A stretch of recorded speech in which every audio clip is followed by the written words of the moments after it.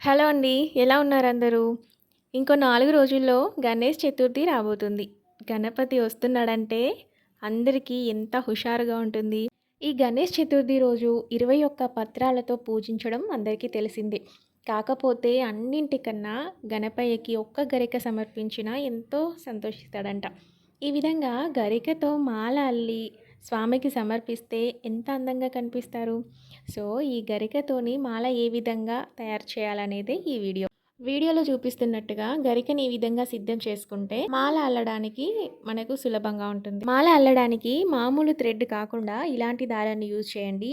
అప్పుడు మాల గట్టిగా ఉంటుంది, చూడడానికి కూడా అందంగా కనిపిస్తుంది. ఈ విధంగా ఒక చిన్న ముడి చివరన వేసుకోండి. కొంచెం దారం వదిలేసి ఈ రెండింటి మధ్యలో గరిక పెట్టి వదిలేసిన దారంతో ముడి వేసుకోవడమే.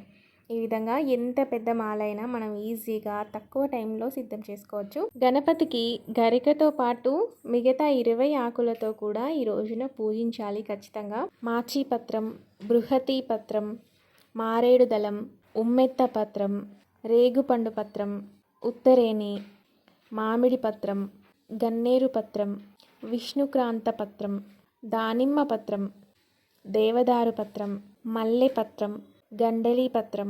పత్రం అంటే ఏంటో కాదండి, ఆకునే పత్రం అంటారు.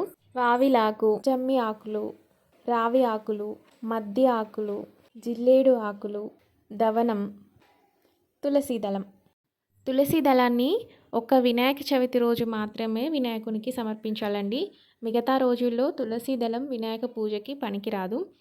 వీటితో పాటు ఈ గరికను కూడా స్వామికి సమర్పించాలి. ఇలా మనం సిద్ధం చేసుకున్న గరికని పూర్తిగా మాల కట్టుకున్నాక ఇటు సైడ్ ఉన్న చివర్లు కట్ చేసుకోవాలండి. అప్పుడే నీట్గా కనిపిస్తుంది. ఇలా మాల సిద్ధం చేసుకున్నప్పుడే మనం ముడి వేసుకునే ముందు ఒక పువ్వుని కూడా ఇక్కడ పెట్టి మనం మాల చేసుకోవచ్చండి. ఇంకా అందంగా ఉంటుంది. సో చూసారు కదా, ఇదండి వీడియో.